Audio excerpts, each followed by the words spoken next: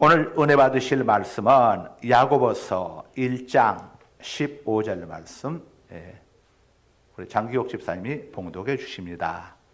욕심이 잉태한즉 죄를 낳고 죄가 장성한즉 사망을 낳느니라. 아멘. 자, 욕심 부리지 말고 사십시다. 새해 오늘 첫 주일이죠. 옆에 계신 분들과 서로 인사들 나누시기 바랍니다. 새해 복 많이 받으세요.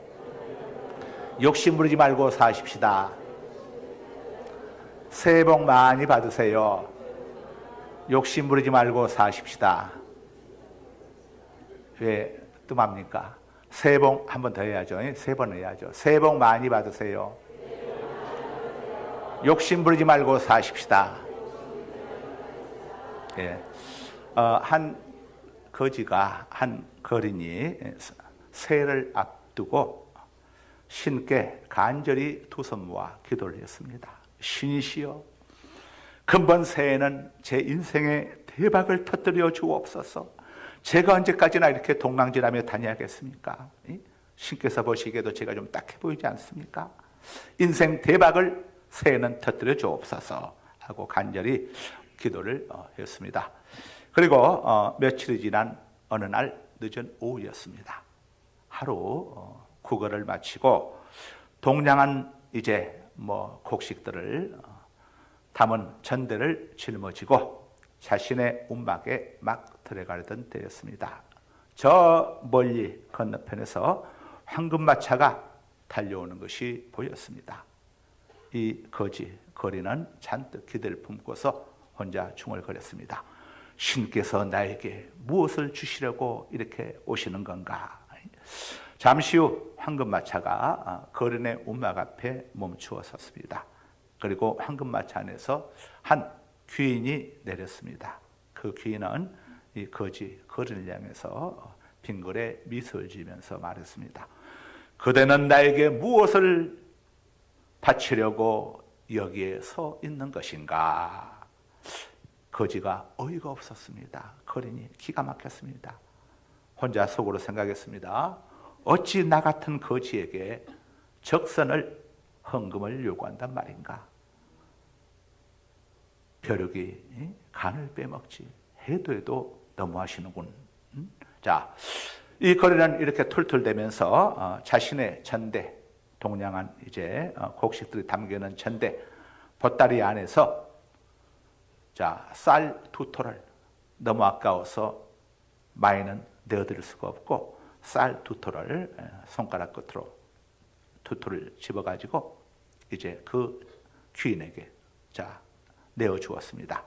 그리고 그날 밤 이제 식사를 마치고 손발을 씻고 자신이 동량해 온 그 곡식들을 정리하고자 방바닥에 전대를 쏟았습니다. 그런데 많고 많은 쌀 속에 황금 2잎이 섞여 있는 것입니다. 그 순간 이 거리는 큰 소리를 지르면서 장탄식을 했습니다. 내 모든 곡식을, 모든 쌀을 다 적선했더라면 이 자루 안에는 황금으로 가득 찼을 것을, 내 인생 대박이 터지는 것을.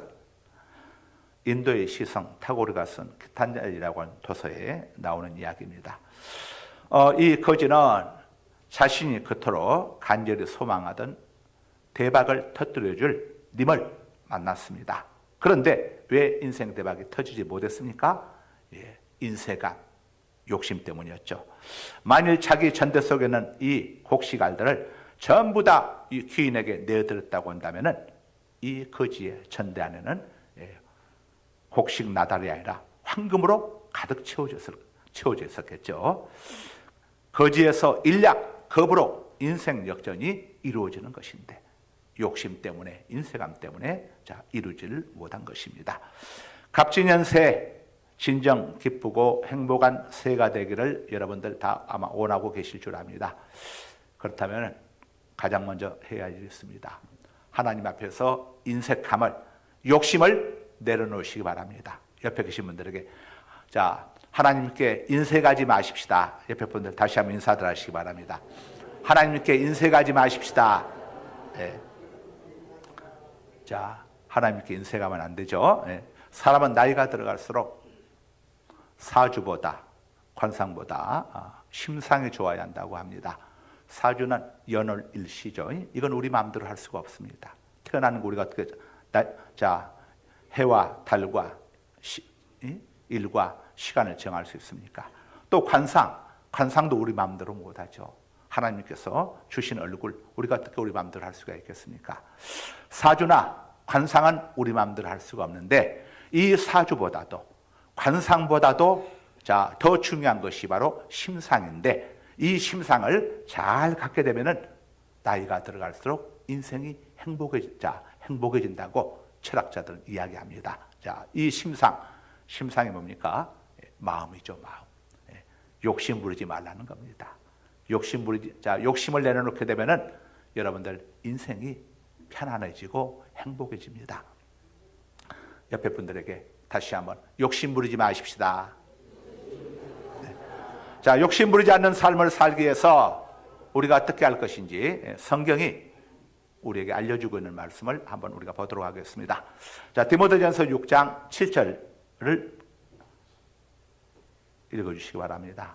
우리가 세상에 아무것도 가지고 온 것이 없음에 또한 아무것도 가지고 가지 못하리니. 우리가 욕심 부리지 않는 삶을 살기 위해서 우리가 꼭 기억해야 할 것이 있는데, 첫째, 인생은 빈손 들고 왔다가 빈손 들고 떠나가는 것이다.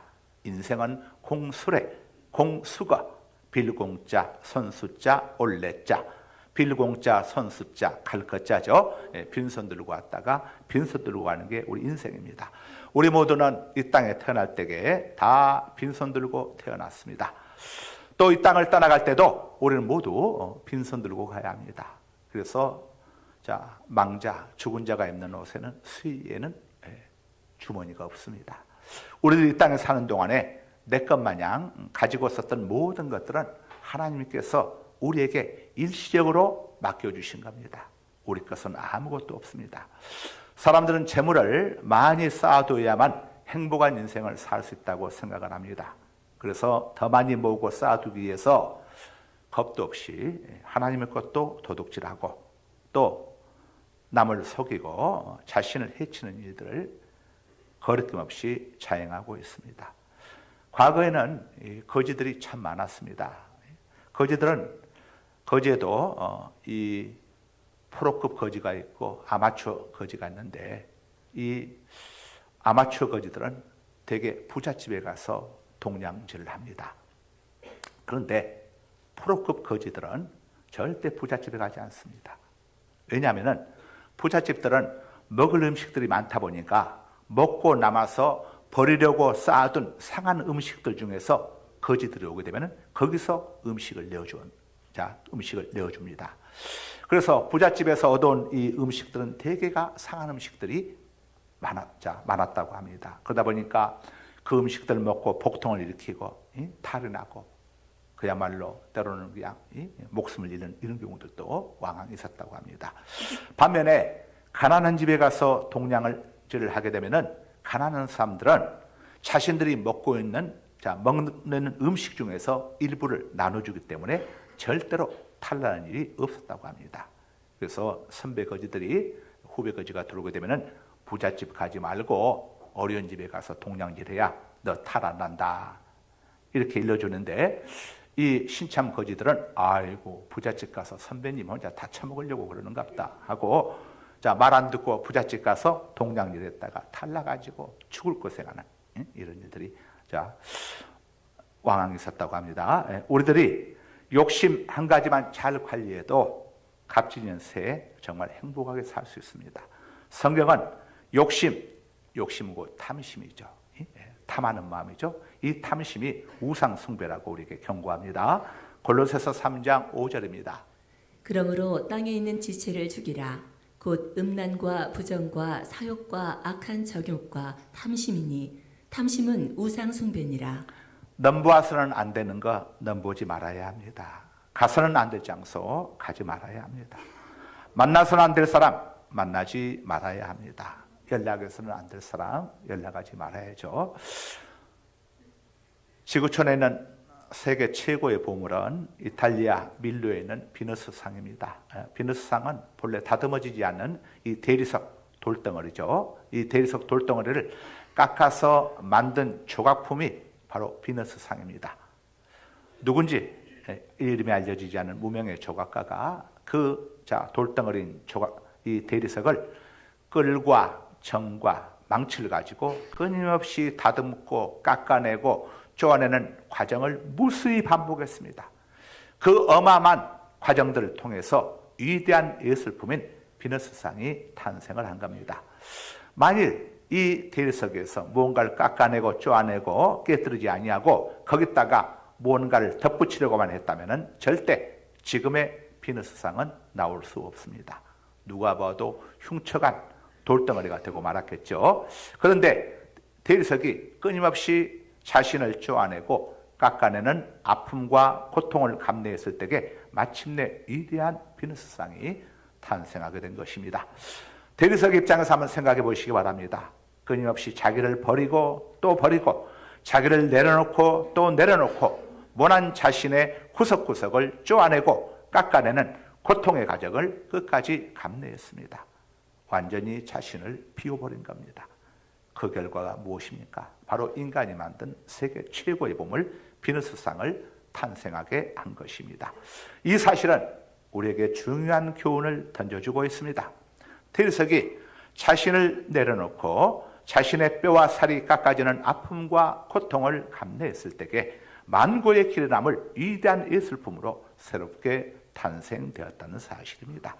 만일 대리석을 쪼아내지 않고 그 위에 황금보석으로 대리석을 도배했다고 한번 생각해 보십시다. 그렇다면 어떻게 위대한 예술품이 될 수 있었겠습니까? 황금의 눈이 먼 도굴꾼들에 의해서 처참하게 뭉개지고 짓밟히고 산산이 부서지고 깨어지고 말았을 겁니다. 갑진년세에는 우리 마음속에 있는 육신의 정욕, 이생의 자랑, 안목의 정욕을 깡그리 우리 모두 십자가에 못 박으시기를 주님 이름으로 당부드립니다. 세상의 것으로는 아무리 좋은 것으로 가득 채운다고 해도 결코 우리들을 새롭게 해줄 수 없습니다. 여러분, 성형수술을 아무리 멋지게 해도 그게 우리를 새롭게 해줄 수가 있겠습니까? 아무리 많은 재물과 또 권력을 얻는다고 해도 그것이 우리를 새롭게 해줄 수가 있겠습니까? 그런 것들로는 우리를 새롭게 해줄 수가 없습니다. 우리의 마음을 비워야 합니다. 우리 안의 욕심과 정욕들이 깨어져야 하고 무너져야 하고 산산이 부서져야 합니다. 그럴 때 갑진년의 새해가 될 수 있는 것입니다. 왜냐? 모든 죄는 다 욕심에서 비롯되기 때문입니다. 오늘 본문입니다. 야고보서 1장 15절입니다. 욕심이 잉태한즉 죄를 낳고 죄가 장성한즉 사망을 낳느니라. 욕심이 임신을 하게 되면은 죄가 나옵니다. 그리고 죄는 반드시 장성해 가게 되어 있습니다. 결국은 사망을 낳게 되어 있습니다. 사망은 어디서 옵니까? 죄에서 오고, 죄는 어디서 옵니까? 욕심에서 오는 거죠. 저 욕심의 심자가 무슨 심자입니까? 마음 심자죠. 그래서 잠언 4장 23절에 모든 지킬 만한 것 중에 내 마음을 지켜라. 생명의 근원이 이에서 남이니라. 이렇게 말씀을 합니다. 여러분들, 욕심, 탐심, 이게 죄를 낳습니다. 죄는 자라갑니다. 그리고 마침내 사망을 낳게 됩니다. 멸망을 가져오게 되는 것이죠. 욕심 내려놓아야 합니다. 옆에 계신 분들에게 욕심 내려놓으십시다. 세게 하십시다. 욕심 내려놓으십시다. 그러면은 받으신 분은 귀하부터 내려놓으시지요. 다시 한번 해봅시다. 욕심 내려놓으십시다. 집사님부터 그러시지요. 하기가 멋쩍죠. 두 번째, 욕심 부리지 않는 삶을 살기 위해서는 어떻게 합니까? 디모데전서 6장 8절입니다. 우리가 먹을 것과 입을 것이 있은즉 족한 줄로 알 것이니라. 욕심 부리지 않는 삶을 살기 위해서는 먹을 것과 입을 것, 우리가 지금 생활하고 있는 이것으로 자족할 줄 알라고, 만족할 줄 알아야 한다고 성경이 우리에게 교훈해 주고 있습니다. 세례 요한이 요단강에서 회개를 외칠 때에 많은 군중들이 몰려왔습니다. 세례하는 그들에게 회개하라 천국이 가까이 왔느니라 하고 외쳤습니다. 그러면서 좀 더 세게 나가서 이 독사의 자식들아 회개의 신용만 내지 말아라. 회개에 합당한 열매를 맺어야 하느니라 라고 외쳤습니다.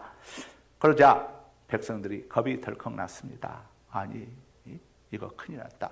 독사의 새끼라고 하는데 이거 독사의 새끼가 갈 곳은 지옥밖에 없는데 우리가 독사의 새끼에서 벗어나기 위해서는 회개하는 길밖에 없는데 도대체 회개가 무엇이냐? 어떻게 하는 회개를 세례요한이 이야기하는 것이냐? 그들이 궁금해졌습니다. 그래서 이렇게 세례요한에게 물었습니다. 누가복음 3장 10절에서 11절입니다. 무리가 물어 이르되 그러면 우리가 무엇을 하리이까? 대답하여 이르되 옷 두 벌 있는 자는 옷 없는 자에게 나눠줄 것이요 먹을 것이 있는 자도 그렇게 할 것이니라 하고. 자, 욕심 부리지 않는 삶의 기준이 무엇입니까? 먹을 것과 입을 것, 거주할 집이 있는 것으로 행복해하며 감사할 줄 알라는 겁니다. 아마 여러분들은 아니 먹을 것과 입을 것, 집만 가지고 어떻게 감사하며 살 수가 있습니까? 여러분들 의문을 제기할 수 있죠. 요즘은 코로나 때문에 병원에 입원했는 환우들 찾아갈 수가 없습니다. 면회가 안 되기 때문에. 그런데 코로나 있기 전에 이렇게 병원에 입원해 계신 환우들 찾아가서 이렇게 신방을 하게 되면은 그분들 한결같이 이렇게 이야기합니다. 넓은 집으로 이사가고 빨리 나와서 넓은 집으로 이사가고 싶습니다. 빨리 나와서 요즘 보니까 좋은 차들이 많던데 좋은 차 타고 싶습니다. 이렇게 말하는 분들은 한 분도 없습니다. 전부 한결같이 목사님 아프지만 않으면 살겠습니다. 특별히 중병에 걸리는 사람들일수록 하나님 이 병만 하나님이 고쳐주시면 저는 뭐든지 할 겁니다. 자, 여러분 우리가 다 잊고 있는 게 있습니다. 지금 이 자리에 올라올 수 있는 것은 우리에게 건강이 있기 때문에 올라온 것 아닙니까? 전에 이 삼일체 쓰는 그 안현필 씨라고 하는 영어 삼일체 쓰신 분 있죠. 옛날 우리 다 옛날 학교 다닐 때들 이 안현필 씨만 모르는 분들 없을 겁니다. 이분이 이야기하기를 이분이 건강 또 건강학 아주 박사셨는데 누구든지 100m만 걸을 수 있는 사람이 있다면 얼마든지 음식으로 다 고쳐낼 수가 있다. 이 양반이 이런 명언을 남겼었죠. 이분 꿈이 120세까지 사는 거여 가지고 85세 때까지 아주 건강했는데 안타깝게도 교통사고로 이분이 그만 일찍 떠나가게 되었죠. 여러분 우리에게 있어서 건강하다고 하는 것 이게 얼마나 큰 축복인 줄 많은 사람들이 이걸 잊고 살아가고 있습니다. 여러분 가족들이 지금 건강해서 오늘 또 이렇게 예배당에 올라와서 새 첫 주일을 하나님 앞에 드릴 수 있다고 하는 것 이게 얼마나 큰 축복인 줄 많은 사람들이 이 소중한 사실을 망각하고 있습니다. 그래서 건강에 대해서 하나님 앞에 전혀 감사하지 않고 살아가죠. 자, 목사님 아프지만 않으면 살겠어요. 건강이 최고입니다. 병상에 있는 분들은 한결같이 이렇게 이야기합니다. 요즘 세계 각국을 돌면서 유튜브를 올리는 유튜버들에 의해 가지고 지구촌 곳곳의 상황을 우리가 잘 살펴볼 수가 있습니다. 그런데 유튜브에 올라오는 영상들을 보게 되면은 우리나라 6.25 직후의 삶처럼 그렇게 사는 사람들이 아주 많다는 것을 아마 여러분들 보셨을 겁니다. 그런데 거기에 살고 있는 그분들 표정들 한번 보십시오. 얼마나 티 없이 밝고 맑습니까? 걱정하지 않지 않습니까?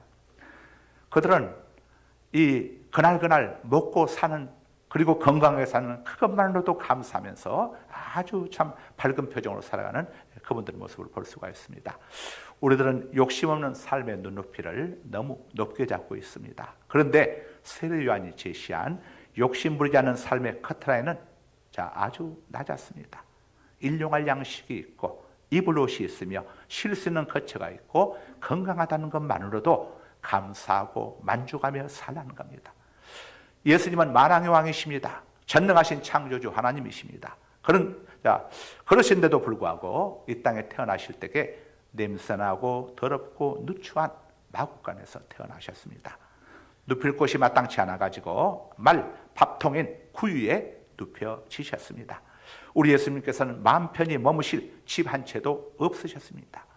그래서 여우도 굴이 있고 하늘의 새들도 보금자리가 있지만은 인자는 머리둘 곳이 없구나라고 말씀을 하셨습니다. 지나온 세월 우리 모두는 우리의 욕심 때문에 범했던 많은 허물들이 자, 있을 수 있습니다. 그리고 그 허물들로 인한 죄책감 때문에 또 잠 못 이뤘던 수많은 날들도 아마 있었을 것입니다. 돌아보니 내가 그때 왜 그렇게 했었을까?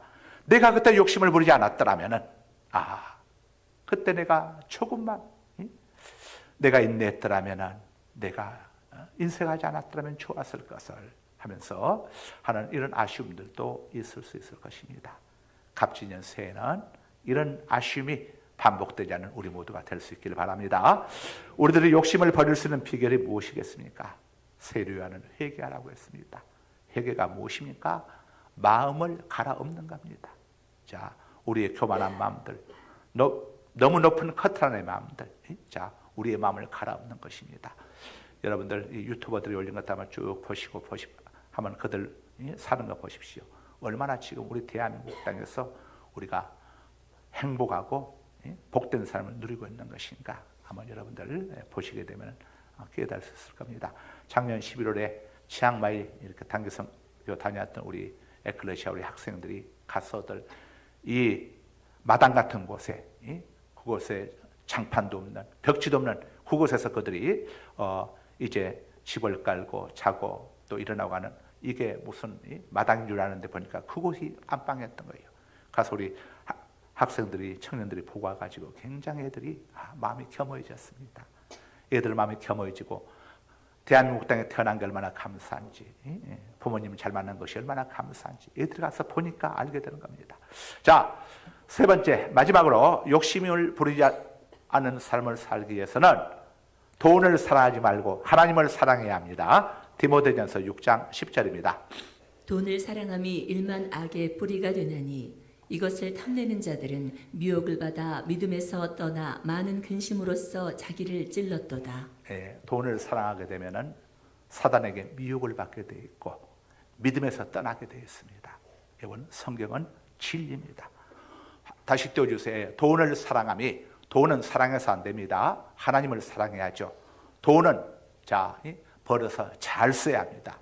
모으기 잘하는 것보다도 우리 성도들은 잘 써야 합니다. 그래서 성경은 많이 모으라고 이야기하지 않고 땅에 하늘에다가 쌓으라고 하지 않습니까? 돈을 잘 쓰라는 겁니다. 우리 성도들은 돈을 잘 써야 합니다. 그래서 옛날 우리 어르신들도 개처럼 벌어서 열심히 벌어서 정승처럼 가볍게 쓰라는 거죠. 자, 이 돈을 사랑하게 되면 사랑하게 되면 돈이 일망악의 뿌리가 되죠. 돈 때문에 부모 죽이고, 돈 때문에 형제 죽이고, 돈 때문에 배우자 죽이고, 여러분 돈 때문에 일어나는 문제들이 얼마나 많습니까? 그런데 이 돈을 사랑하게 되게 되면은 미혹을 받게 됩니다. 분별력이 사라져 버려요. 그래서 돈을 사랑하게 되면은 믿음에서 떠나게 되고, 마침내 많은 근심으로써 자기를 찔러도다 멸망하게 된다는 것이죠. 여러분, 믿음을 떠나는 사람들 공통된 특징은 돈을 사랑하기 때문에 그렇습니다. 이렇게 신앙 교회를 나오셨다가 다른 교회를 이렇게 옮겨가는 분들은 그렇지가 않지만 아예 교회를 나왔다가 강단에서 어떤 물질 이야기하는 걸 듣고 교회를 떠난 분들은 100%가 물질이 우상입니다. 돈을 사랑해서 그렇게 되는 겁니다. 그러나 우리가 돈을 사랑하지 않고 하나님을 사랑하게 되면은 물질의 주인 되신 하나님께서 우리에게 물질을 주십니다. 잠언 8장 21절입니다. 이는 나를 사랑하는 자가 재물을 얻어서 그 곳간에 채우려 하려 합니다. 하나님을 사랑하는 자에게 하나님이 재물을 주셔서 그 사람의 곳간에 채워주겠다고 말씀하시죠. 또 잠언 10장 22절입니다. 여호와께서 주시는 복은 사람을 부하게 하고 근심을 겸하여 주지 아니하시느니라. 우리가 하나님을 잘 섬기고 하나님을 사랑해서 하나님께서 주시는 물질의 복들 이런 것들은 사람을 부하게 하고 근심을 겸하여 주지 않는다 이겁니다. 세상적인 방법으로 얻는 이 물질은 항상 근심이 있고 염려가 있지 않습니까? 혹시 이거 세무서에서 알고 쫓아오면 어떻게 하나? 경찰서에서 알고 쫓아오면 어떻게 하나? 그러나 하나님께서 주시는 복은 사람을 부하게 하고 근심을 겸하여 주지 않는다고 했습니다. 여러분, 새해 욕심 부리지 않는 삶을 사십시다. 인생은 공술의 공수임을 잊지 마십시다. 지금 내게 주어진 것들에 대해서 자족하고 감사하며 사십시다. 돈을 사랑하지 말고 하나님을 사랑하며 사십시다. 거룩하신 아버지 감사합니다. 갑진년 새해 첫 주일 저희들 아버지 하나님 욕심 부리지 말고 하나님 앞에 인색하지 말고 인생은 공술의 공수임을 또 기억하고 지금 내게 주어진 것들 하나님께서 주시는 건강 무엇보다도 예수 믿고 하나님의 자녀가 된 이 사실이 얼마나 행복한지를 저희들 잊지 않게 하여 주시고 어떤 경우에도 물질 때문에 이 하나님의 자녀의 신분을 물질과 돈과 막거래하는 팥죽 한 그릇에 장자의 신분을 팔았던 예사 같은 어리석음을 범하지 않게 하여 주시고 은 30냥 때문에 예수님을 팔았던 가룟유다의 자리에 선 자가 없게 하여 주시고 하나님을 사랑하는 우리 성도님들 다 되어서 근심 없는 복을 받아 누리는 갑진년 새해가 되게 하여 주옵소서.